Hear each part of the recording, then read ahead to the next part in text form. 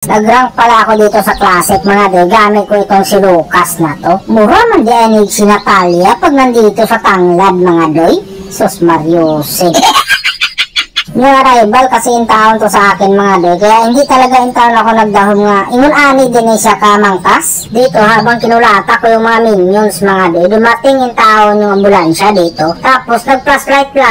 Bay ang liwanag naman. Kaya ang ginawa ko dito, pinalagan ko kasi dumating din yung kakampi ko. Kita mo yung ginawa ni Lucas ito mga doy. Oh, lakas talaga murag alho talaga pag makapaglupo.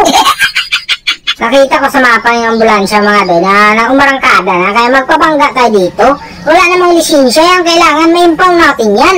Tapos dumating mo yung mga kalaban, sinabihan ko yung kampi ko, sumukul ka lang. Pero pag sabi ko mga doy, bumakyad may nuan siya. Baliktad ang utok ba? Kinalami pa yung tao nitong ultimate niya mga doy. Kita, pansinin nyo rito mga doy, ang gagawin ko dyan oh. Layo ra kayo na pero mabungkag, yun yung una-una, di hapon. Sinabihan ko yung kakampi ko dito na atakihin na natin yan eh. Mahinang nilalang naman yan. Palag-palag na yan. Lamang tiyan din yan pagka ganyan. Kita mo yan dito oh. Naalho ko na naman nalubong na naman silang dalawa sabay pa. Sinalubong ako na yung butas. Sinalubong ko rin siya mga doy. Alangan na maglantawan rato. Nagbombahan dayo na to yan. Mag-backyard naman sana talaga ako dito. Kaso umisog talaga sila. Kaya nalupak ko na naman mga doy. Kaya yung tatlo bigla na lang yung tao na wala. Tapos dito tuloy ako na mag-backyard talaga mga doy. Ayaw ko ng minyak na yan. Pero joke lang yun. Gusto ko talaga yun. Dito, sinalubong na naman akong butas mga doy. Kaya nabigyan noon ako siya.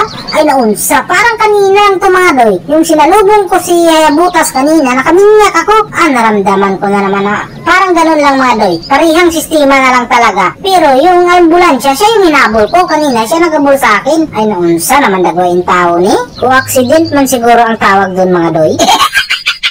Mag-push na sana ako dito mga doy, kaya lang pumutok mo yung tore nila. Ang bako minuan, kaya yung mga minions namin naurot pagid mga doy. Dito mag-backyard na sana ako, kaya lang lumugtot man yung taon yung Joey.